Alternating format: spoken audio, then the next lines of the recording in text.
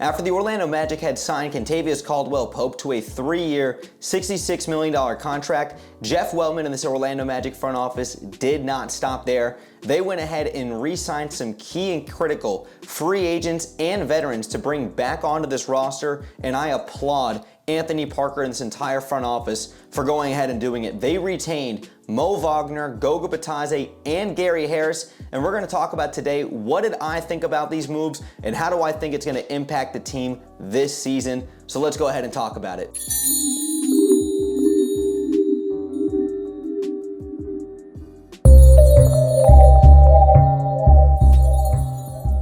Now, Magic fans, before I go ahead and start diving deep into my thoughts with each of these signings and how it impacts this team, if you guys appreciate the work and the content that I make here on Orlando Magic HQ, make sure you guys go ahead and drop me a thumbs up. Hit the subscribe bell to stay tuned for more Magic content that we do here on YouTube, and make sure that you guys also go ahead and follow me and Orlando Magic HQ on all of our socials, especially on Twitter. The link tree will be in the description down below so you guys can go ahead and check that out. But Magic fans, let's go ahead and get into today's video. Now, really diving deep into my thoughts with these signings, yesterday we saw that the Magic had re-signed Goga Bitadze to a 3-year, $25 million contract extension, as well as Gary Harris to a 2-year, $14 million contract extension, which now got updated to a 2-year, $15 million contract extension. Then, earlier today, we saw that Mo Wagner was retained on a 2-year, $22 million contract extension, and that was my absolute favorite signing out of the three, just because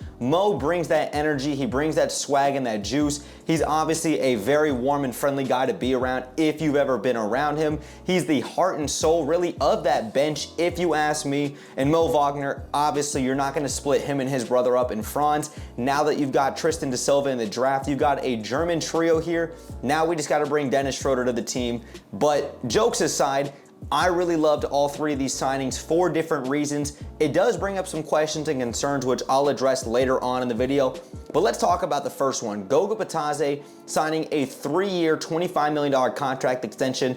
I not only speak for myself, I definitely speak for the entire Orlando Magic community when I said we loved this re-signing of Goga Bitadze. Not only were the Knicks and some other teams out there looking for a big man like Bitadze, he wants to be here in Orlando. All of these guys have expressed their level of interest and their love in this culture and this identity, and Goga Bitadze fits exactly what this Orlando Magic team needs. Now, take a look at what Goga did last year for this Magic team. He appeared in 62 games, started in 33 games, and obviously, Goga was critical to the success of the Orlando Magic, especially early on in the season when we had that 9-game win streak. If you take a look at what Goga did last season, he averaged 5 points a game, 4.5 rebounds, and 1.3 assists, shot 60% from the field and 65.5% from the charity stripe. His player efficiency rating, his PER, was through the roof. It was at a 17.8, which I believe would be third on the team, only behind Mo Wagner and Jonathan Isaac. You could feel Goga's presence out there when he was on the court. Goga was one of those players that when he got his minutes, he got his opportunity, he played his role at an exceptionally high level. It felt like the offense was a little more fluid. Obviously, he's a great rim protector and an interior presence and that anchor down low. I really loved Goga Bitadze, what I saw from him last season, and I'm very fond of this re-signing. Now getting into the second signing that caused a little bit of an uproar in the Magic community was retaining Gary Harris on a 2-year, now $15 million contract extension. And I gotta say, I did not see this re-signing coming. I absolutely saw Gary Harris walking in free agency, but the Magic, they value what Gary Harris brings to this team, and if anything, at bare minimum, he is a insurance policy if you have injuries. Through an 82-game season, and especially knowing the Orlando Magic's history, we're gonna have injuries on this team. It is bound to happen. Having a guy like Gary Harris, who was arguably a top 2 3-point shooter on the team last season, alongside Jalen Suggs, still a very good and capable defender, so a good 3-and-D guy.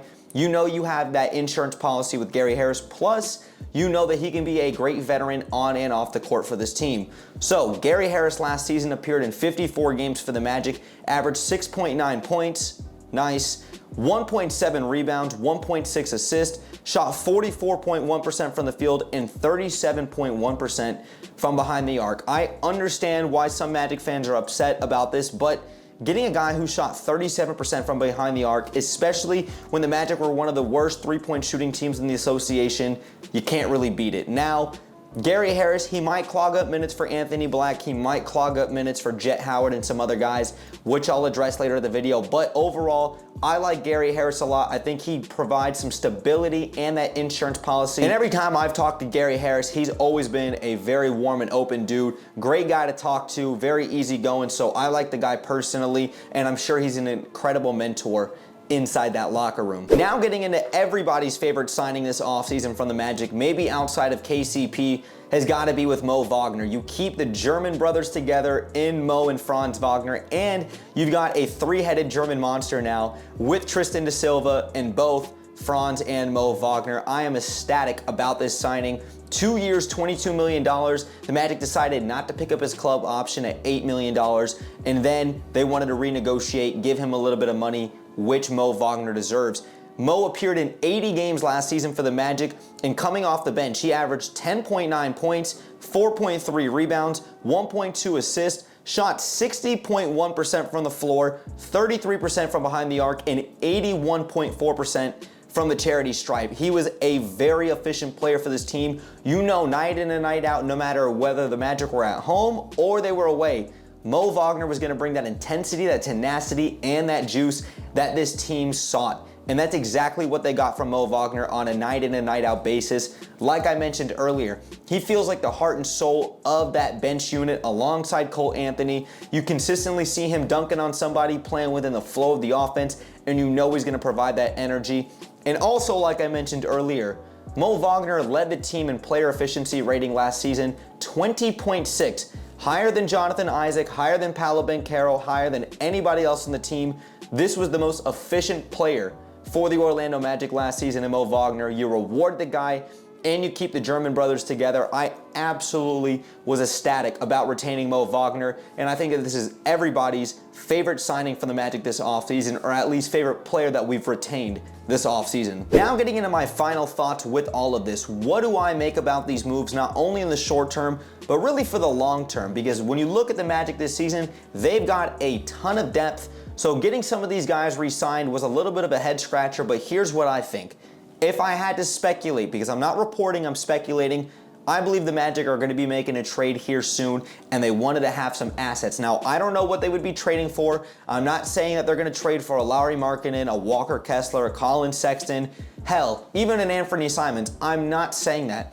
But it does feel like the Magic have so many assets that could be valuable in a trade piece for this team, because if you take a look at Gary Harris getting signed, you're paying the guy and you're telling him you want him here in this locker room. Same thing with Goga Bitadze.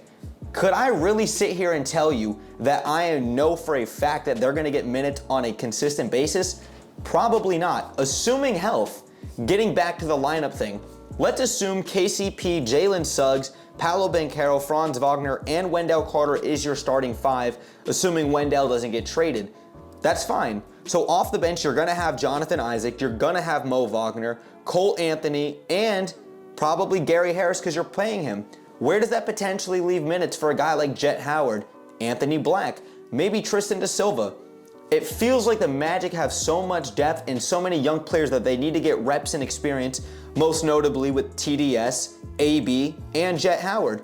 So where are these minutes going to get freed up? I don't really see it. Now, you could totally make the argument that Anthony Black and Cole Anthony are going to be your two guards coming off of the bench alongside J.I., Mo Wagner, and Jonathan Isaac, but still, the question remains, where are the minutes for Jet Howard? Where are the minutes for TDS possibly? Maybe he goes to Osceola, or where are the minutes for anybody else on this roster? There's just so much depth with this team. It just brings up that question. There's so much depth, so many trade pieces. I feel as if the Magic are gonna make a trade. And like I said, I don't know how big of a trade, but maybe they will. I know Cleveland may be looking to move off of Darius Garland. New Orleans has targeted Wendell Carter Jr. There are plenty of opportunities for the Magic to make some more noise this offseason after missing out on Paul George, after missing out on Klay Thompson, etc., etc.